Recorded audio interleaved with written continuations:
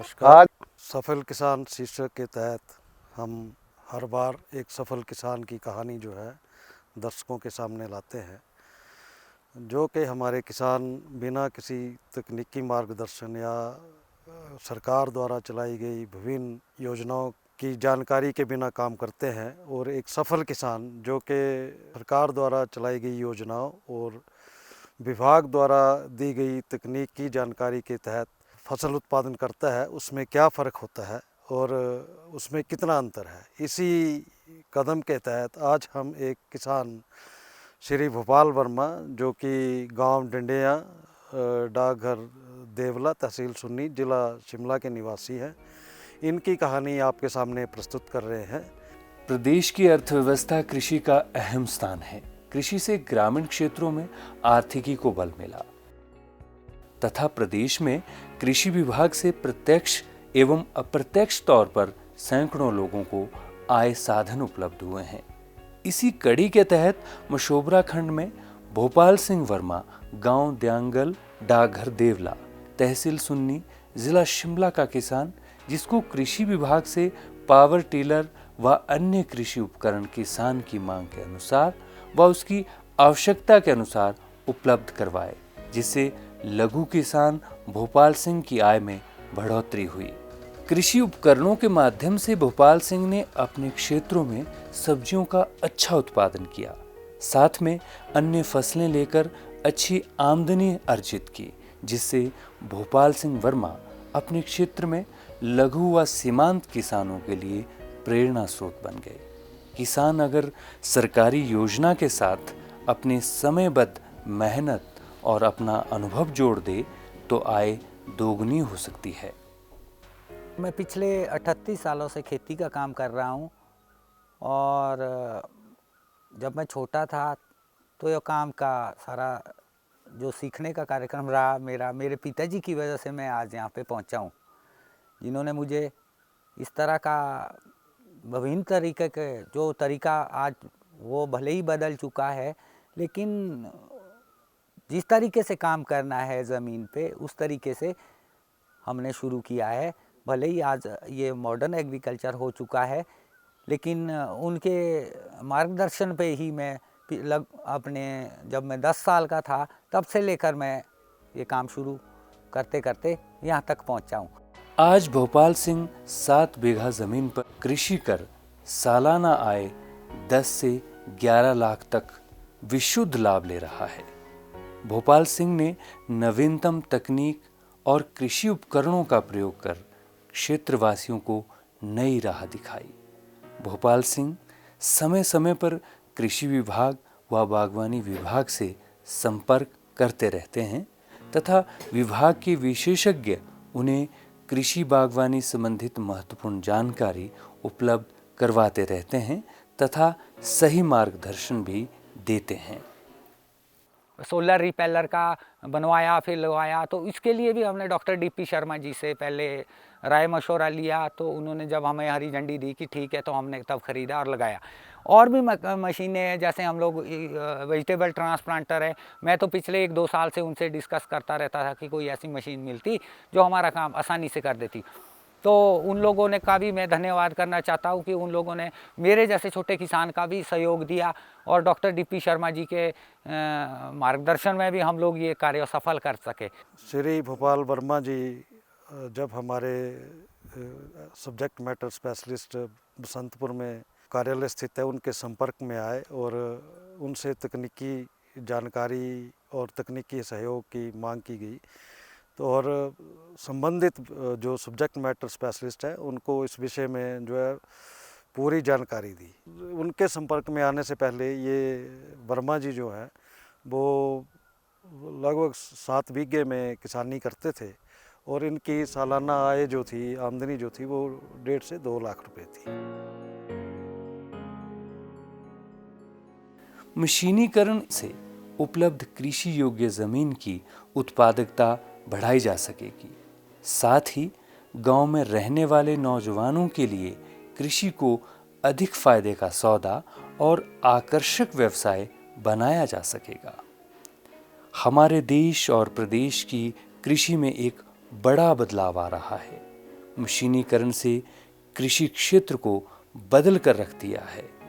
प्रदेश में पहले से ही खेती बैल, अन्य जानवरों या मानव श्रम द्वारा की जाती थी, लेकिन मशीनीकरण ने खेती को आधुनिक स्वरूप प्रदान करने में बड़ी भूमिका निभाई है। कृषि भूमि पर मशीन शक्ति के प्रयोग को दर्शाता है। निराई गुड़ाई के लिए मशीनें बन गई। कुछ दिनों बाद हमारे पास विभाग में आके मिले और पावर वीडर के बारे में पूरी जानकारी ली और 2017-18 में इनको पावर वीडर में 50% सब्सिडी दी गई।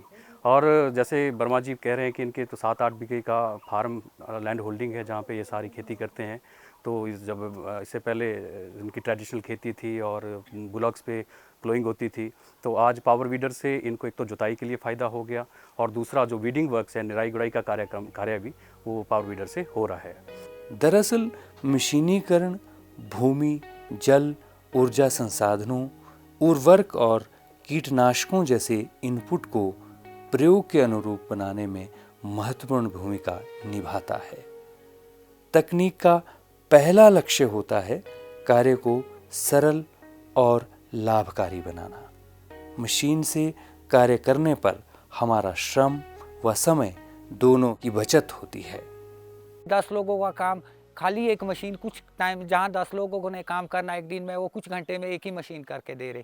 तो इसके मद्देनज़र हमने देखते हुए धीरे धीरे कोशिश करते आज लगभग आज के 70 में हम लगभग इतनी मशीनों के लगभग 15 लाख के करीब विभिन्न प्रकार की कृषि उपकरण, जिसमें वेजिटेबल ट्रांसप्लांटर है एक, जो विभिन्न प्रकार की सब्जियों के पौधे लगा सकते हैं। जहाँ हमारा पहले इनकम कम थी तो उससे भी अब लगभग 5-6 गुना ज़्यादा भी इनकम बढ़ी है। लेकिन धीरे धीरे हमारा मैकेनाइजेशन का सफ़र बढ़ता रहा और फिर हमने ये एक पावर टिलर लिया, एक सीड ड्रिल मशीन ली, क्योंकि एकदम से तो किसान कोई भी इतनी सारी मशीनें किसानों के लिए पॉसिबल नहीं है। जैसे उसकी इनकम बढ़ेगी तो किसान इन्वेस्ट करेगा मशीनों पे। तो जिस तरह से समय बदला तो 2016-17 और 17-18 के 70 के बाद हमने मैक्सिमम कोशिश की कि हम इसको खेती को मशीनीकरण करना शुरू कर दिया। तो जैसे जैसे समय था, क्योंकि बीज आज देखो महंगा भी बहुत है, लेबर कॉस्ट भी बचानी है, आय भी दुगनी करनी है, तो इसके लिए मशीनों को आना किसानों के बाद बहुत ज़रूरी है। वर्मा जी को हमने सीड ड्रिल, अपनी सबमिशन ऑन एग्रीकल्चर मैकेनाइजेशन एक सेंटर की योजना है, उसके अंतर्गत 50% योजना 50% सब्सिडी में हॉर्टिकल्चर डिपार्टमेंट से टाई अप करके इनको एड दिलवाया। और इसमें ऐसा था, जितने भी कॉस्ट इंटेंसिव सीड्स हमारे हैं, जैसे फ्रेंच बीन है, फाल्गुनी, मालगुनी, जो ये सीड्स हैं काफ़ी कॉस्ट इफ़ेक्टिव सीड हैं और इसकी लागत बहुत ज़्यादा है। तो इस पर किलो कॉस्ट ज़्यादा होने के साथ साथ इसकी बुआई करना बहुत एक टिपिकल काम है। तो इसमें लेबर इंटेंसिव है बहुत ज़्यादा। पर बीघा अगर आप इसकी बुआई करते हैं तो लगभग 1 बीघा में किसान के 4 से 5 दिन लगते हैं। तो सीड ड्रिल मिलने के उपरांत किसान को बुआई में फ़ायदा हो गया और उसकी लेबर बच गई और साथ में कहीं ना कहीं फार्म इनकम पे फ़र्क पड़ा। और 2017-18 में ही हमने भोपाल वर्मा जी को राज्य यंत्रीकरण योजना के अंतर्गत ब्रश कटर मुहैया करवाया। ये भी 50% सब्सिडी में दिया गया। और इस ब्रश कटर से किसान के लिए ये फ़ायदा हो गया कि जो फसल तैयार हो जाती है उसके बाद जो क्रॉप रेजिड्यू रहता है, खेत साफ़ करना है, तो जहाँ पे मैनुअल लेबर बहुत लगती थी वो लेबर कॉस्ट बच गई। दूसरा, इनकी जो घासनी है, जो इनके पशुधन भी है, उनके लिए फॉडर की एबिलिटी के लिए उसको वहाँ यूज़ करते थे। अपनी झाड़ियाँ, खेतों में झाड़ियाँ साफ़ करना, ये काफ़ी कहीं ना कहीं किसान की कॉस्ट ऑफ कल्टीवेशन में इसका फ़र्क पड़ा। भारतीय जीवन पद्धति में चिरकाल से ही कृषि का एक महत्वपूर्ण स्थान रहा है। कृषक वर्ग को अन्नदाता के रूप में समाज में प्रतिष्ठित कर उनके हितों की रक्षा करना प्रत्येक जन कल्याणकारी राज्य की प्राथमिकता रही है। वर्तमान सरकार ने कृषक हितों को संरक्षित करने और उन्हें निश्चित आय सहायता प्रदान करने के उद्देश्य से कृषि में मशीनीकरण को बढ़ावा दिया है। जो किसान 2015 तक बैलों से व मानव श्रम से कृषि करता था, वही किसान भोपाल सिंह वर्मा 2016 में बागवानी विभाग से सिंचाई योजना लेकर और उस योजना को भोपाल सिंह ने अपने लिए विकास की सीढ़ी बनाकर 75 लाख से भी ज़्यादा आमदनी में इजाफा किया। हमारा जो इनकम का है, इनकम भी अब खेती में समय भी बचेगा और आने वाले समय में बीज कॉस्टिंग भी बचेगी, लेबर कॉस्ट भी बचनी है, तो निश्चित तौर पे इसमें इनकम भी बढ़ेगी किसान की। मेरी नहीं, जो अन्य किसान इस तरह की रणनीति लेके चले तो उनकी इनकम भी बढ़ेगी। भोपाल सिंह की समझ में आ गया था कि सूझबूझ व समझदारी के साथ की गई कठिन मेहनत ही खजाने की कुंजी है। मेहनत के बिना कुछ नहीं मिलता है और जितना ज़्यादा मेहनत करने में मिलने वाला खजाना भी उतना ही बड़ा होता है। भोपाल सिंह ने कृषि आमदनी से नया घर बनाया, अपने तीनों बच्चों को उच्च शिक्षा दिलाई, उनका भविष्य संवारा। हमारे पास कोई जॉब नहीं थी तो बच्चों की पढ़ाई के चलते कई बार ऐसे भी मुश्किल आती थी कि पैसा नहीं होता था, तो हम लोगों को इसमें ही मेहनत करनी पड़ी और मेहनत के परिणाम स्वरूप हम लोग अपने बच्चों को अच्छी एजुकेशन दे पाए, जिसका परिणाम यह हुआ कि हमारे बच्चों को आज अपना स्वयं रोजगार मिला है। भोपाल सिंह को कृषि कार्यों के लिए सरकार द्वारा कई बार सम्मानित किया गया। इस कहानी से जो शिक्षा मिलती है वह आज भी उतनी ही सही है जितनी हजारों साल पहले रही होगी। आप किसी भी क्षेत्र में हो, यदि आप उस क्षेत्र में गहराई तक जाते हो और अन्य लोगों की तुलना में उस क्षेत्र को सीखने, समझने व इस्तेमाल के करने के विषय अधिक मेहनत करते हैं, तो निश्चित रूप से अन्य लोगों की तुलना में सफलता भी अधिक प्राप्त होगी। लेकिन यदि आप छोटे तरीके से अथवा बिना कोई मेहनत किए हुए सब कुछ आसानी से पा लेना चाहते हैं, आलसियों के लिए दुनिया आज भी उतनी ही कठिन है जितनी पहले थी और भविष्य में भी रहेगी। क्योंकि ये भूमि माता है, जितनी किसान इस भूमि माता की सेवा करेगा उतना ज़्यादा। मैंने अधिकांश तौर पे आज तक बहुत सारे किसान देखे हैं जिन्होंने, मेरे जैसे बहुत सारे किसान हैं जिन्होंने मेहनत की और आज वो सफलता प्राप्त की है। उन किसानों ने, उनके पास बहुत अच्छी खेती की मशीनें हैं, अपने लिए अपने आने जाने के लिए गाड़ियां हैं ऐसे किसान। और मैंने ऐसे असफल किसान भी देखे हैं जिन्होंने मेहनत का साथ छोड़ा और आज कुछ भी नहीं कर पाए वो।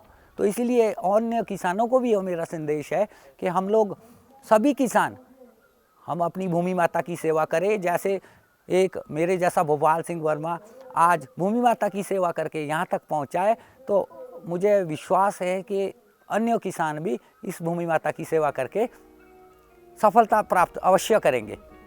किसान भोपाल सिंह कहते हैं कि मुझे किसान होने पर गर्व है। मैं सब्जी की खेती करता हूँ। गांव बाहर के लोग मुझसे सब्जी की खेती के बारे में जानकारी लेने आते हैं तो काफ़ी प्रसन्नता होती है। किसान भोपाल ने अपने परिवार की जिंदगी सब्जी की खेती से संवारी है। खेती करने के लिए ट्रैक्टर, ट्रॉली सहित सभी कृषि उपकरण अनुदान राशि पर खरीदे। इस किसान का कहना है कि कृषि से मुझे सब कुछ मिला है। मेरा नया मकान बना, 2 पहिया और 4 पहिया नए वाहन घर में खड़े हो पाए।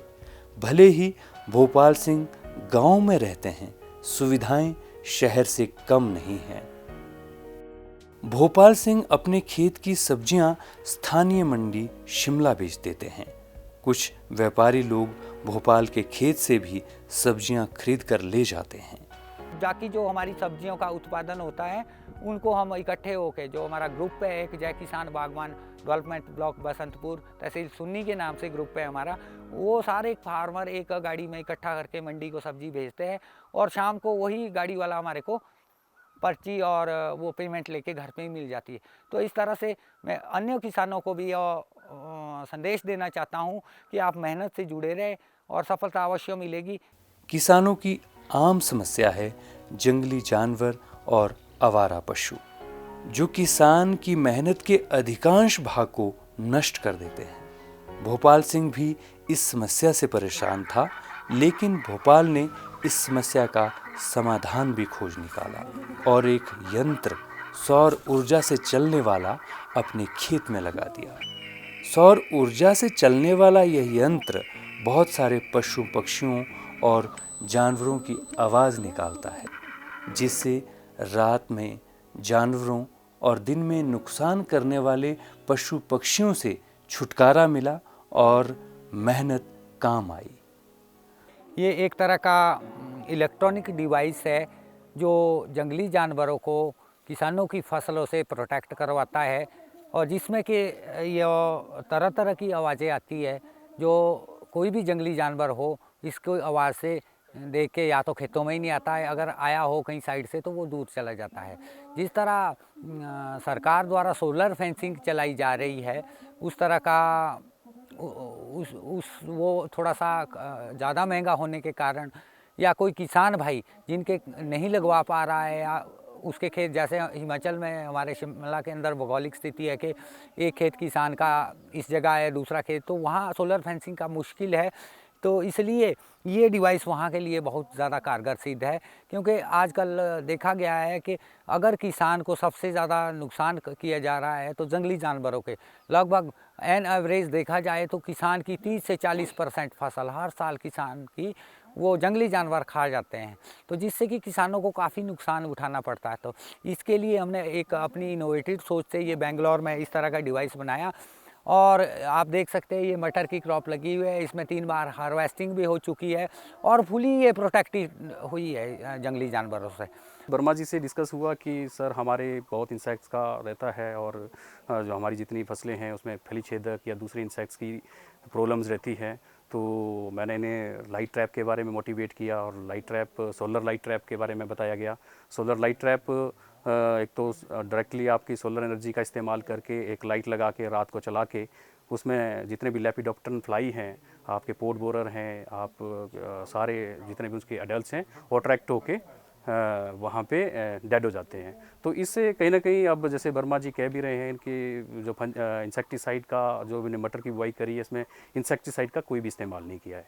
तो एक नेचुरल फार्मिंग के लिए भी एक अच्छी अप्रोच है, और किसान का जो इनोवेटिव स्टेप है ये हमारी नेचुरल फार्मिंग के लिए सराहनीय कदम है। भोपाल सिंह ने बताया कि मिश्रित खेती से किसानों की लागत 4 गुना कम होती है, जबकि मुनाफा 8 से 10 गुना ज्यादा होता है। अगर हम एक साथ कई फसलें लेते हैं तो एक दूसरी फसल से एक दूसरे को पोषक तत्व मिल जाते हैं। जब अगर किसान मल्टी क्रॉप पे काम करे और अपनी ज़मीन पे खुद काम करे, और इसके कारण वो 100% किसान का लाभकारी भी बनेगा, और साथ में जो वो उसका लाभ है उससे वो अपने अन्य विकास कार्यों जैसे बच्चों की पढ़ाई, अपने घर का निर्माण और अन्य विकास कार्यों में भी वो पैसा खर्च कर सकता है। जमीन में जब खाली जगह नहीं रहती तो खरपतवार भी नहीं निकलता। इन दिनों वे मिश्रित खेती कर एक साथ प्याज, लहसुन, धनिया, मेथी, बीन, मटर, मूली सहित कई अन्य फसलें ले रहे हैं। इस कहानी में आपने देखा कि कैसे श्री भोपाल वर्मा जी ने सरकार द्वारा चलाई जा रही विभिन्न योजनाओं और कृषि विभाग के सहयोग से अपनी तकदीर को और अपने गांव की तस्वीर को बदला है। तो ये कहानी जो है बाकी किसान भाइयों बहनों के लिए एक प्रेरणा स्रोत के रूप में काम करेगी, और मेरा सभी किसान भाइयों बहनों से निवेदन रहेगा कि वो जहाँ कहीं भी हैं अपने खंड कार्यालय में जो हमारे सब्जेक्ट मैटर स्पेशलिस्ट का कार्यालय है, या हमारे कृषि अधिकारी हैं, एग्रीकल्चर डेवलपमेंट अफसर हैं, एग्रीकल्चर एक्सटेंशन अफसर हैं, उनसे संपर्क साधे और सरकार द्वारा चलाई जा रही विभिन्न योजनाओं का लाभ उठाए, और इन योजनाओं का लाभ उठा करके अपनी तस्वीर को बदले, और अपनी तस्वीर को बदलने के साथ साथ वो हिमाचल की तस्वीर को भी बदले। 10 वर्ष की उम्र से भोपाल सिंह ने अपनी कृषि यात्रा जो शुरू की थी आज भी जारी है। समय बदला, तकनीक में बदलाव आए, भोपाल सिंह ने समय के साथ कृषि में भी समय अनुसार परिवर्तन किया, और आज 7 बीघा जमीन पर सब्जी उत्पादन कर अपने आप को सफलता की कसौटी में खड़ा कर दिया। किसानों के प्रयास ही हमारे खाने की थाली को भरते हैं।